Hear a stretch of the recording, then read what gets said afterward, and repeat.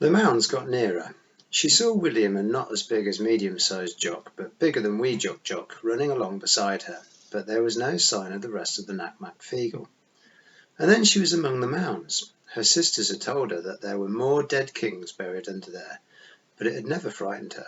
Nothing on the downs had ever frightened her. But it was cold here. She'd never noticed that before. Find a place where the time doesn't fit. Well, the mounds were history. So were the old stones. Did they fit here? Well, yes.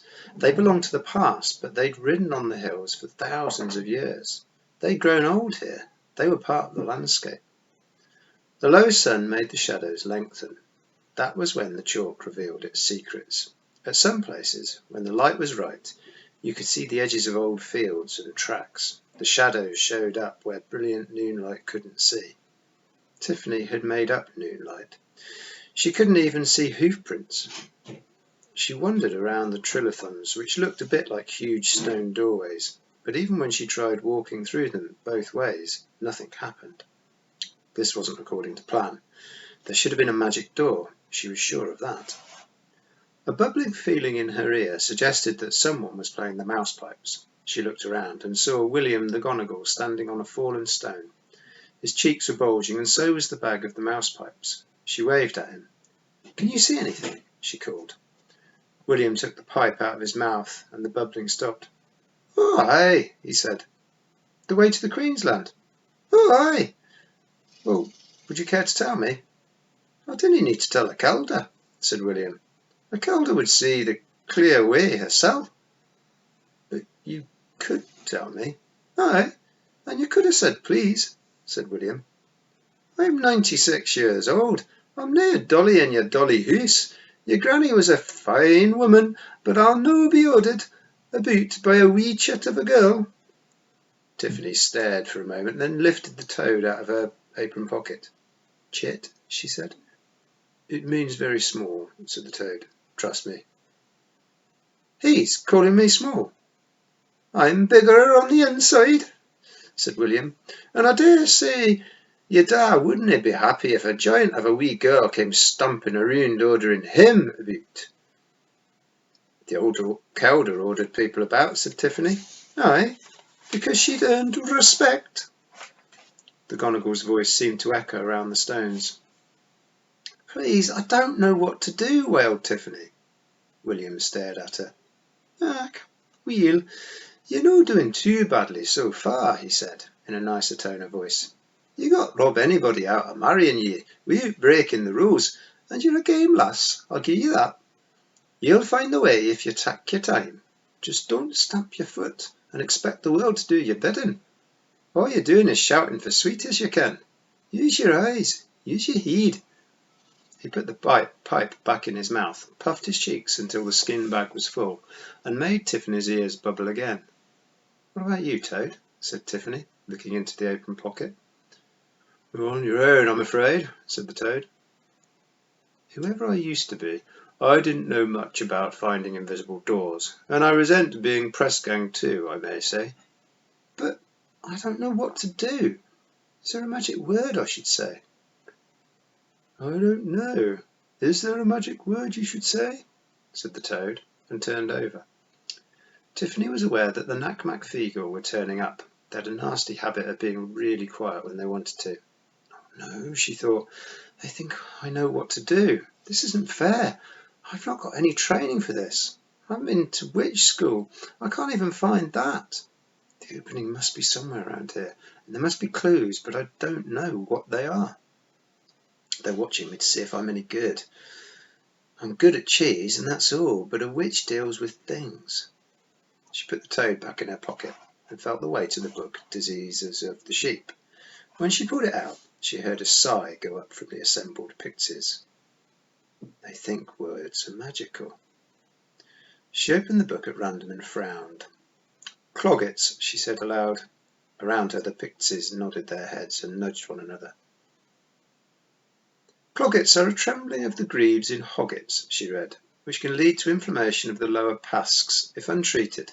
It may lead to the more serious condition of sloke. Recommended treatment is daily dosing with turpentine until there is no longer either any trembling or turpentine or sheep. She risked looking up. Feagles were watching her from every stone and mound. They looked impressed. However, the words in Diseases of the Sheep cut no ice with magic doorways. Scrabbity, read Tiffany. There was a ripple of anticipation. Scrabbity is a flaky skin condition, particularly around the lollets. Turpentine is a useful remedy. And then she saw out of the corner of her eye the teddy bear. It was very small, and the kind of red you don't quite get in nature. Tiffany knew what it was. Wentworth loved the teddy bear sweets. They tasted like glue mixed with sugar and were made of 100% artificial additives. Ah, she said aloud, my brother was certainly brought here. This caused a stir. She walked forward, reading aloud about garget of the nostrils and the staggers, but keeping an eye on the ground. And there was another teddy bear sweet, green this time, and quite hard to see against the turf. Okay, Tiffany thought. There was one of the 3 stone arches a little way away, 2 big stones with another one laid across the top of them. She'd walked through it before, and nothing had happened. But nothing should happen, she thought. You can't leave a doorway into your world that anyone can walk through. Otherwise people would wander in and out by accident. You'd have to know it was there. Perhaps that's the only way it would work. Fine, then I'll believe that this is the entrance. She stepped through and saw an astonishing sight. Green grass, blue sky becoming pink around the setting sun, a few little white clouds late for bed, and a general warm, honey-coloured look to everything. It was amazing that there could be a sight like this. The fact that Tiffany had seen it nearly every day of her life didn't make it any less fantastic. As a bonus, you didn't have to look through any kind of stone arch to see it. You could see it by standing practically anywhere. Except something was wrong.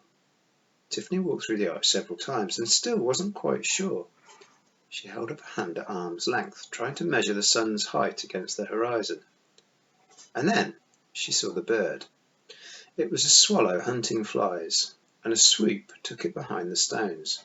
The effect was odd and almost upsetting. It passed behind the stone, and she felt her eyes move to follow the swoop, but it was late. There was a moment when the swallow should have appeared, and it didn't. Then it passed across the gap, and for a moment was on both sides of the other stone at the same time. Seeing it made Tiffany feel that her eyeballs had been pulled out and turned round. Look for a place where the time doesn't fit.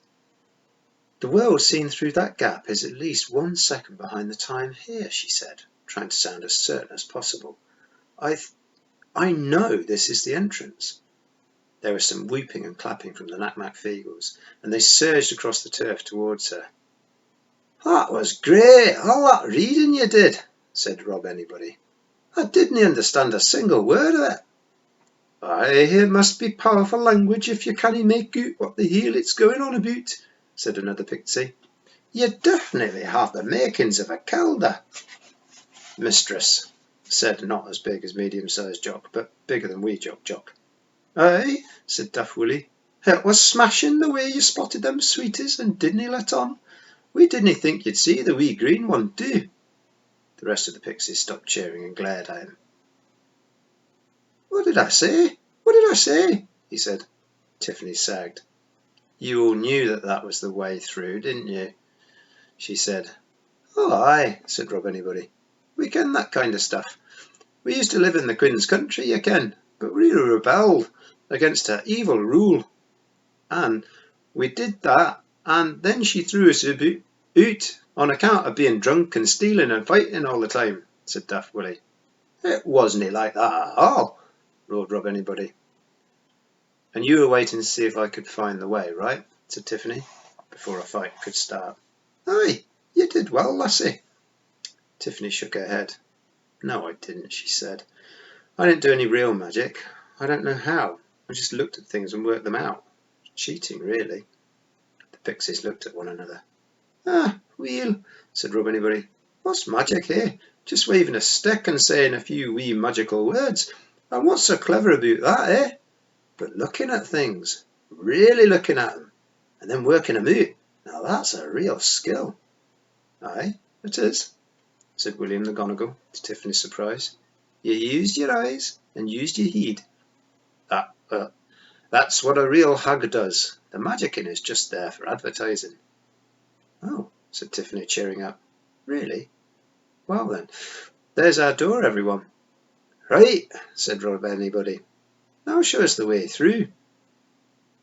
Tiffany hesitated and then thought, I can feel myself thinking. I'm watching the way I'm thinking. And what am I thinking? I'm thinking I walked through this arch before and nothing happened.